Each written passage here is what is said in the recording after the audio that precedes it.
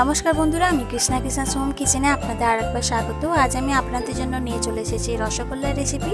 আশা করি ভিডিওটি আপনাদের ভালো লাগবে। ভিডিওটি প্রথম থেকে শেষ অবধি দেখবেন। যদি ভালো লাগে তাহলে অবশ্যই লাইক করে দেবেন এবং এরকম আরও নতুন নতুন ভিডিও পাওয়ার জন্য আমার চ্যানেলটি সাবস্ক্রাইব করতে ভুলবেন না এবং নিচের বেল আইকনটি ক্লিক করবেন আমার ভিডিও নোটিফিকেশন সবার আগে পাওয়ার জন্য। রসগোল্লা বানানোর জন্য আমি এখানে নিয়ে নিয়েছি 1.5 কাপ পরিমাণ ছানা। ছানাটা খুব ভালো মতো আমি জল ঝরিয়ে রেখে দিয়েছি, তবে একদম শক্ত ছানা নিলে হবে না, টাটকা এবং জল ঝরানো ছানা নিতে হবে। আমি এখানে 1.5 কাপ পরিমাণ ছানা নিয়েছি। এই ছানাটা আমি চায়ের কাপে মেপে ছানাটা নিয়েছি। ছানাটা আমি ভালো মতো কাপের মধ্যে চেপে চেপে মাপটা করেছি। আমি যেভাবে মাপটা করেছি আপনারা সেইভাবে চায়ের কাপে মেপেই আপনারা মাপ করবেন। যদি মেজারমেন্ট কাপ থাকে তাহলে সেক্ষেত্রে 1 কাপ মেজারমেন্ট কাপে ছানা নেবেন। ছানা মাপা হয়ে গেছে। এবার আমি কাপ থেকে করে সম্পূর্ণ ছানাটা একটা সাইডে রেখে দেব। এবার ছানাটাকে হাতের তালুর সাহায্যে খুব ভালো করে মাখতে হবে। এভাবে দেখাচ্ছি, এইভাবে হাতের তালুর সাহায্যে চাপ দিয়ে দিয়ে ভালো করে মাখতে হবে। এতে ছানাটা দানাহীন হবে এবং স্মুথ হবে। পুরো ছানাটা আমি এইভাবে মেখে নেব। ছানাটা ভালো মতো একবার মাখা হয়ে গেলে এবার এর মধ্যে আমি দিয়ে দেব 1 চামচ পরিমাণ ময়দা।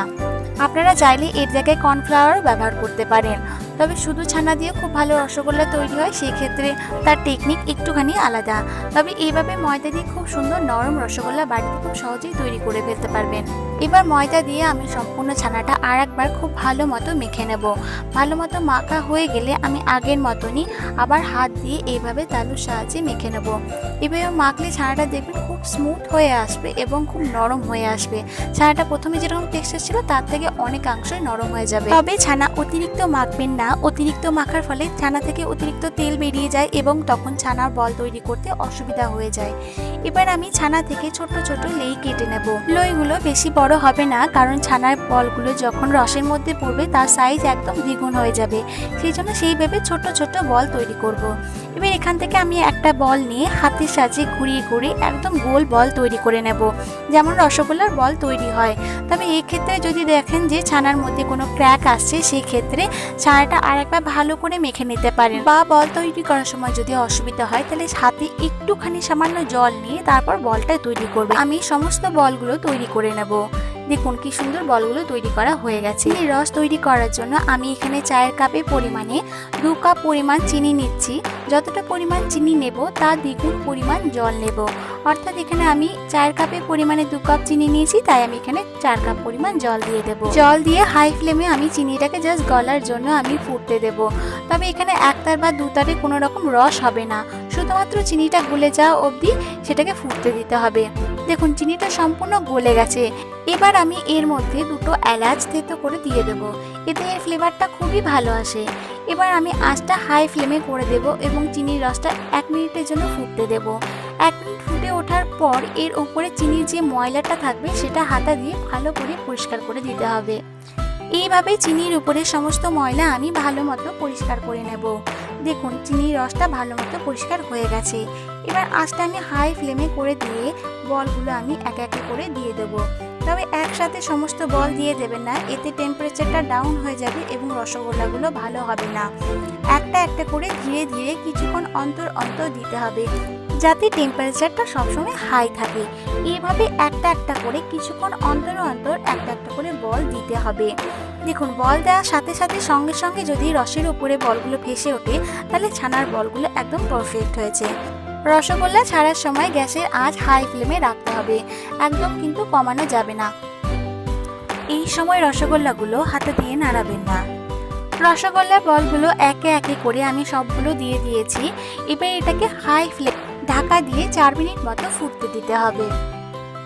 এই সময়ে আমি পাশের গ্যাসে সসপ্যানে আমি জল গরম বসিয়ে দিচ্ছি, কারণ হাই ফ্লেমে যখন ফুটতে থাকবে তখন রসটা কমে আসবে এবং আমাদের সাইড থেকে জল দিতে হবে। এই জন্য আমি জলটা গরম করে নিচ্ছি। 4 মিনিট পর দেখাচ্ছি রসগোল্লাগুলো অনেকটা ফুলে এসেছে এবং সাইড থেকে চিনির রস কিন্তু অনেক কমে গেছে। সেই জন্য আমি যে জল গরম করে রেখেছিলাম সেই জলটা একদম কড়াইয়ে কিনারা দিয়ে দিতে হবে। রসগোল্লার উপরে যাতে জল না পড়ে সেই দিকে খেয়াল রাখতে হবে।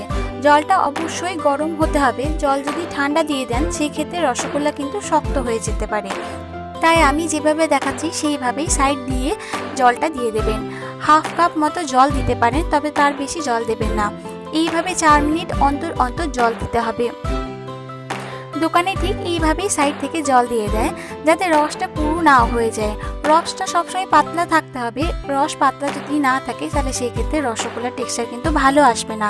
তাই খেয়াল রাখতে হবে সবসময় যাতে রসটা পাতলা থাকে এবং মাঝে মাঝে একটু চেক করে দেখে নিতে হবে যে রসগোল্লাগুলো কীরকম পর্যায়ে আছে। এইভাবে আমি রসগোল্লাগুলো 20 থেকে 25 মিনিট মতো রান্না হতে দেবো। রসগোল্লাগুলো যেন সবসময় এইভাবে ফ্যানার মধ্যে অদৃশ্য থাকে, তাতে রসগোল্লাগুলো খুব ভালো হবে। মাঝখানে রসগোল্লাগুলো একটুখানি উল্টে দিতে হবে। রসগোল্লাগুলো রেডি হয়ে গেছে। এবার আমি আপনাদের দেখাচ্ছি রসগোল্লাটা কতটা সফট হয়েছে। এভাবে হাতের সাহায্যে একটুখানি চেক করে নেবেন যে এটা নরম হয়েছে কিনা, তার মানে রসগোল্লাগুলো সম্পূর্ণ হয়ে গেছে। দেখুন কতটা সফট এবং নরম হয়েছে। এবার আমি গ্যাস অফ করে দেব কারণ রসগোল্লাগুলো সম্পূর্ণ সেদ্ধ হয়ে গেছে। এবার আমি একটা প্লেটের মধ্যে তুলে আপনাদের কেটে দেখাচ্ছি যে রসগোল্লার টেক্সচারটা কেমন এসেছে। দেখুন রসগোল্লাগুলো কত নরম এবং সফট হয়েছে। আমি যেভাবে দেখিয়েছি আপনারা সেইভাবেই বাড়িতেই তৈরি করুন রসগোল্লা। তো বন্ধুরা, আজকে ভিডিও কেমন লাগলো লাইক, কমেন্ট এবং শেয়ারের মাধ্যমে জানাতে ভুলবেন না। দেখা হচ্ছে পরবর্তী একটি ভিডিও নিয়ে। ধন্যবাদ।